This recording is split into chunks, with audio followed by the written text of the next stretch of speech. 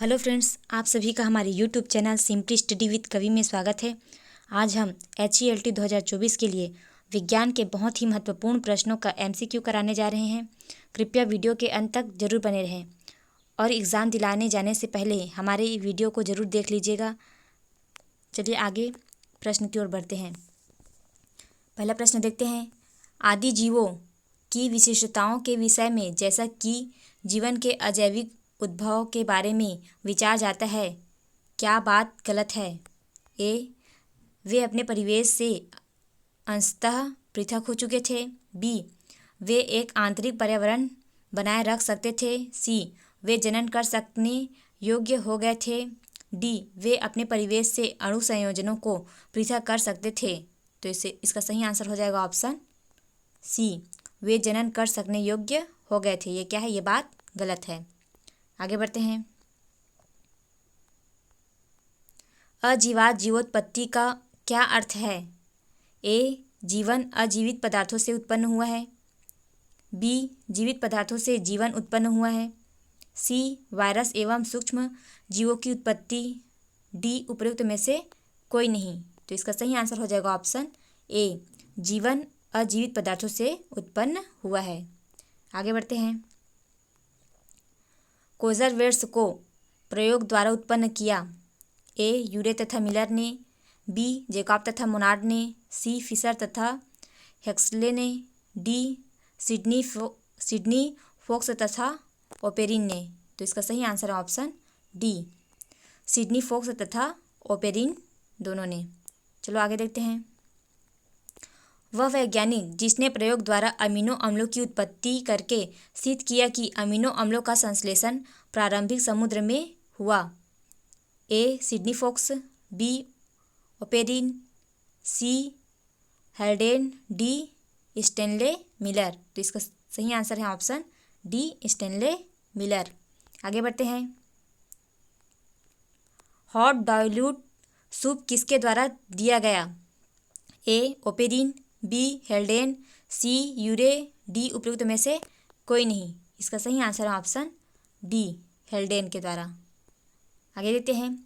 प्रारंभिक वातावरण में पाई जाने वाली गैसें हैं। ए, CH4, NH3, H2, H2O वाष्प अवस्था में।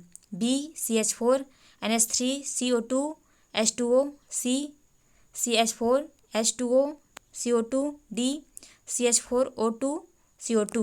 तो इसका सही आंसर है option A, CH4, NH3, H2 और H2O।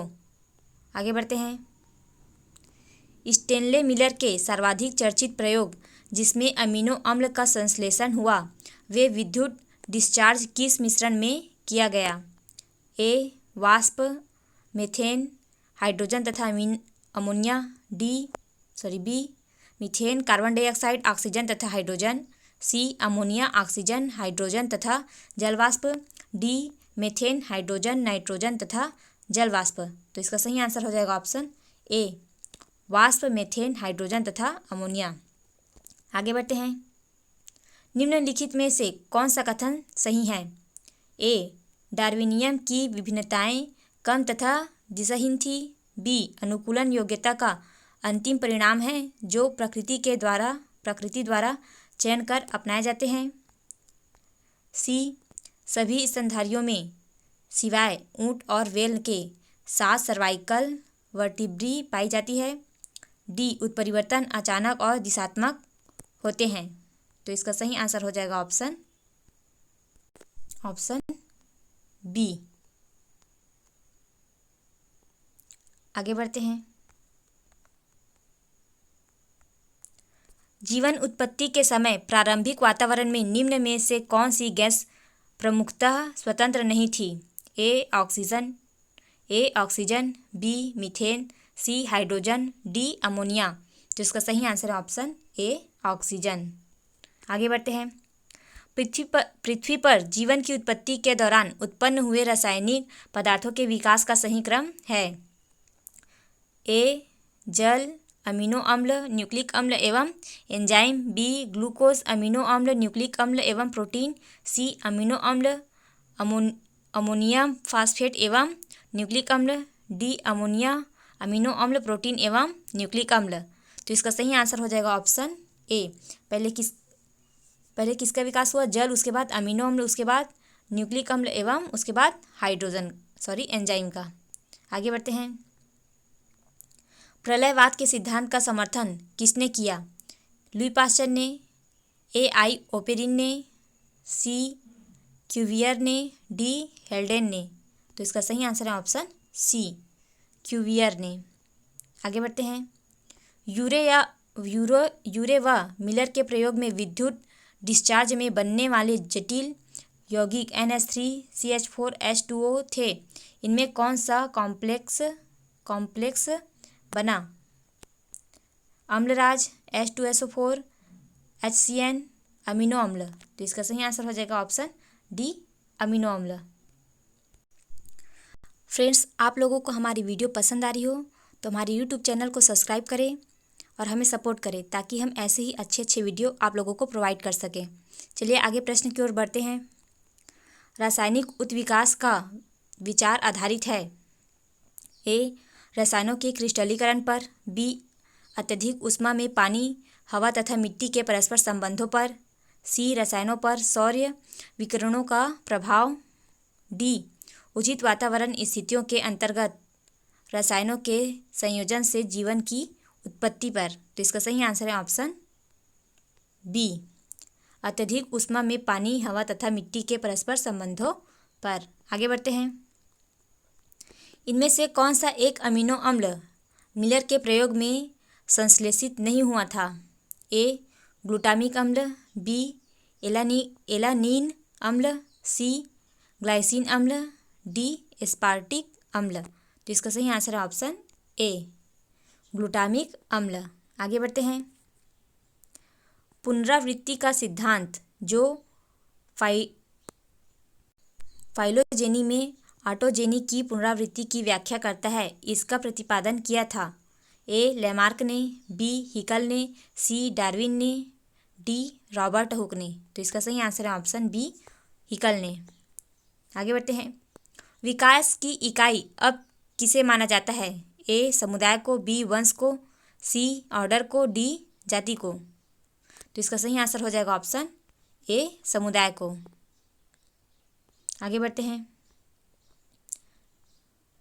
निम्न में से किसमें जीवन नहीं था? ए, एजोइक महाकल्प में, बी, मिसोजोइक महाकल्प में, सी, प्लियोजोइक महाकल्प में, डी, सिनोजोइक महाकल्प में। तो इसका सही आंसर है ऑप्शन ए, एजोइक महाकल्प में। आगे बढ़ते हैं। हिकल का पुनरावृत्ति के सिद्धांत का अर्थ क्या है?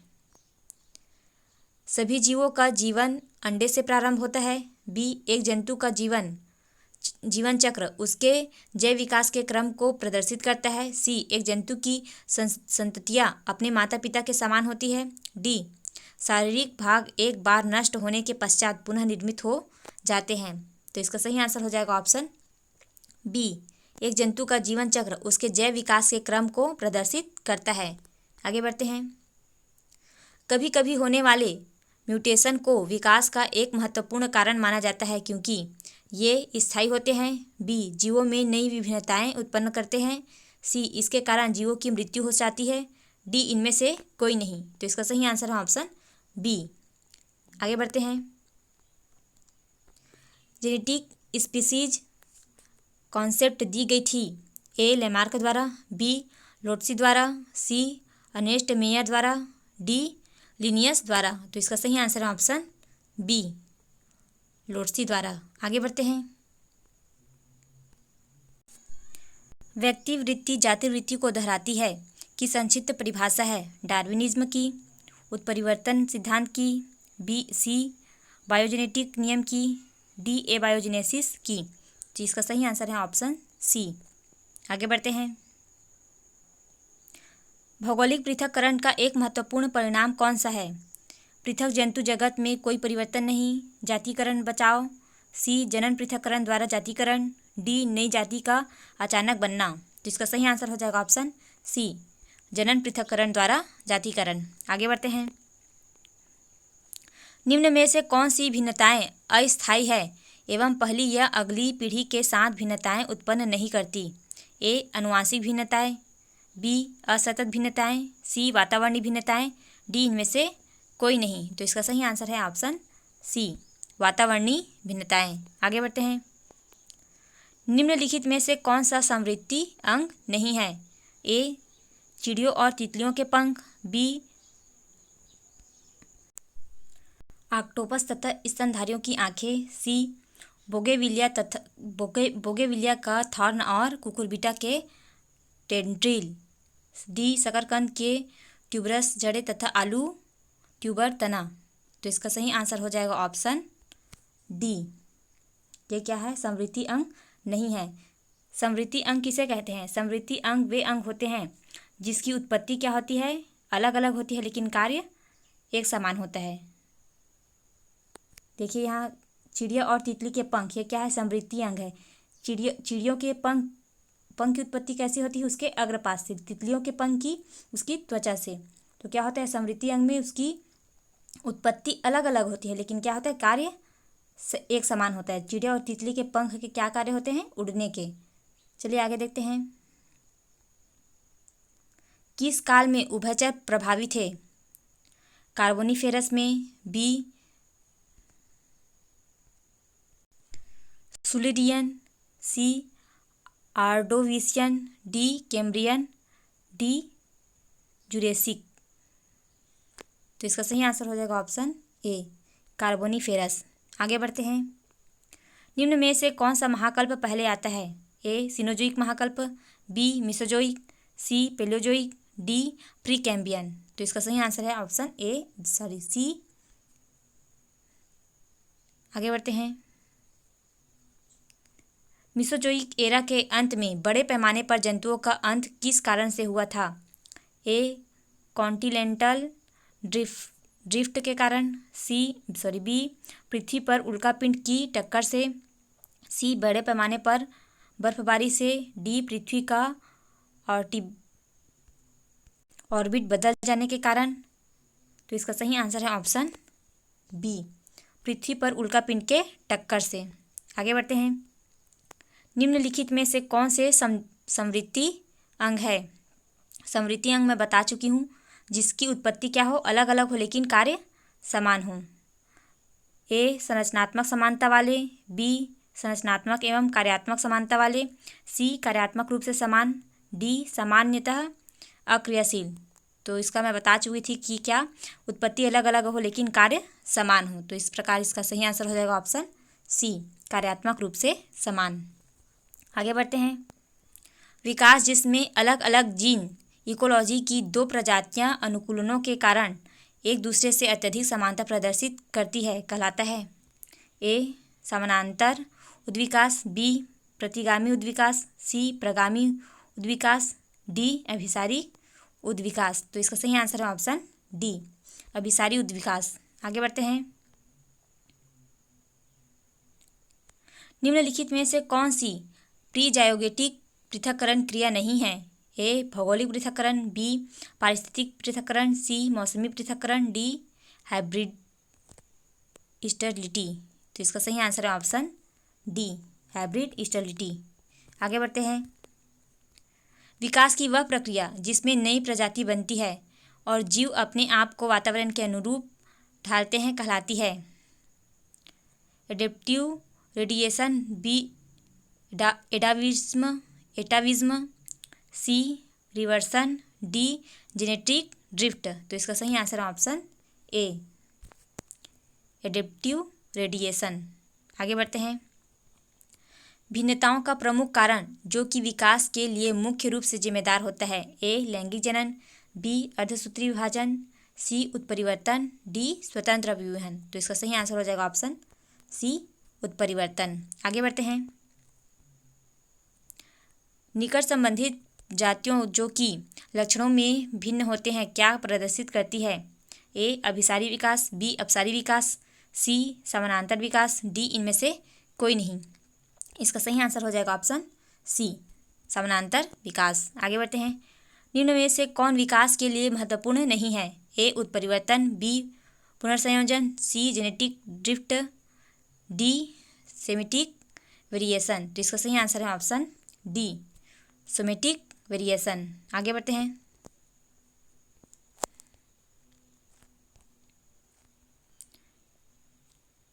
आधुनिक संश्लेषणात्मक सिद्धांत के अनुसार जैव विकास निर्भर करता है उत्परिवर्तन, जननिक अलगाव एवं प्राकृतिक चयन पर, बी जीन पुनर्मिश्रण एवं प्राकृतिक चयन पर, सी उत्परिवर्तन एवं प्राकृतिक चयन पर, डी उपरोक्त सभी कारकों पर। तो इसका सही आंसर हो जाएगा ऑप्शन डी, उपरोक्त सभी कारकों पर। आगे बढ़ते हैं। एक जाति का उद्विकासी इतिहास जाना जाता है व्यक्तिवृत्त, बी जातिवृत्त, सी पूर्वजता, डी जीवाश्म विज्ञान। तो इसका सही आंसर हो जाएगा ऑप्शन बी, जातिवृत्त। आगे बढ़ते हैं। कौन जीव जैव विकास का सबसे स्पष्ट प्रमाण देता है? ए जीवाश्म, बी अवशेषी अंग, सी भ्रूण, डी अकारिकी। तो इसका सही आंसर है ऑप्शन ए जीवाश्म। आगे बढ़ते हैं। अकारिकी रूप से समान लेकिन प्रजनन रूप से विलगित सिम्पैट्रिक समष्टि है। ए सिम्पैट्रिक जातियाँ, बी डिम्स, सी क्लोन, डी सिबलिंग जातियाँ। तो इसका सही आंसर है ऑप्शन डी, सिबलिंग जातियाँ। आगे बढ़ते हैं।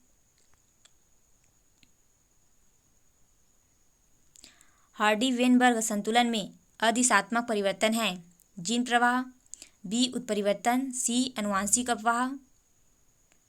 अनुवांशिक अपवाहन, डी जीन रिकॉम्बिनेशन। तो इसका सही आंसर है ऑप्शन सी।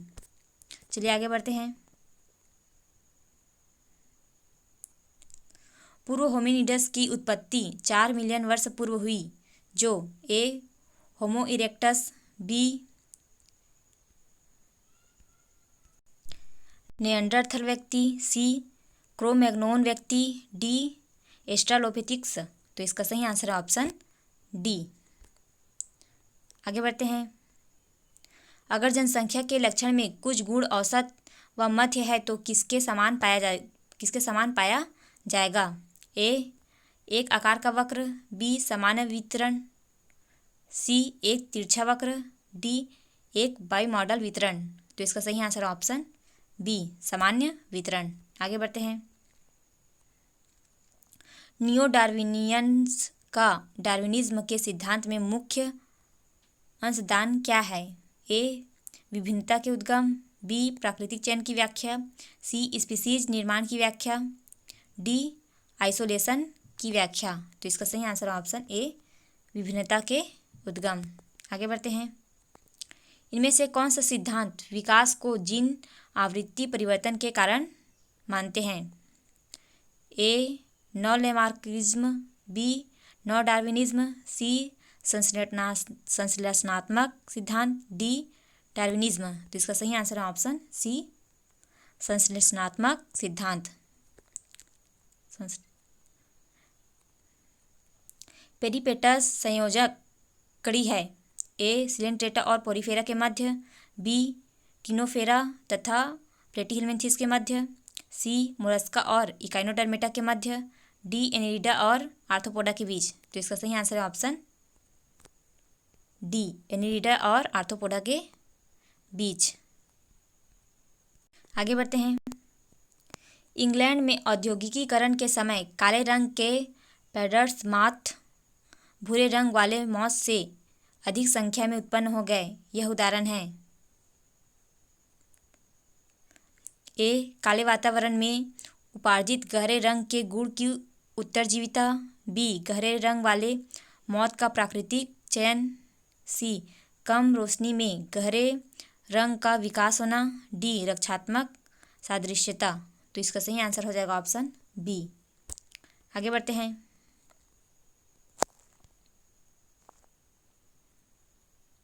पृथ्वी का आदि वायुमंडल किस प्रकार के गैसों का मिश्रण था? ए CH4, बी NH3, सी जलवाष्प, डी उपरोक्त में से कोई नहीं। तो इसका सही आंसर हो जाएगा ऑप्शन बी उपरोक्त में से कोई नहीं।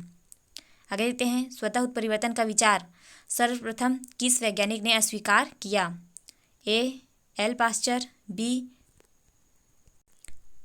L Spallanzani, C F Redi, D S L Miller. तो इसका सही आंसर हो जाएगा ऑप्शन सी, एफ रेड्डी। आगे बढ़ते हैं। विकासी उत्परिवर्तनों की आधारी क्रिया के लिए प्राकृतिक वर्ण का विचार दिया गया। ए 1901 में अल्फ्रेड रसेल वेलेस के द्वारा, बी 1859 में चार्ल्स डार्विन तथा अल्फ्रेड रसेल वेलेस के द्वारा स्वतंत्र रूप से, सी 1900 में चार्ल्स डार्विन तथा अल्फ्रेड रसेल वेलेस के द्वारा स्वतंत्र रूप से, डी 1866 में चार्ल्स डार्विन द्वारा। तो इसका सही आंसर हो जाएगा ऑप्शन बी, 1859 में चार्ल्स डार्विन तथा अल्फ्रेड रसेल वेलेस के द्वारा स्वतंत्र रूप से। आगे बढ़ते हैं। फ्रेंड्स, आज के लिए बस इतना ही। मिलते हैं अगले वीडियो में। और हमारा वीडियो आप लोगों को पसंद आ रहा हो तो हमारे यूट्यूब चैनल को सब्सक्राइब करें, लाइक एवं शेयर करना ना भूलें। धन्यवाद।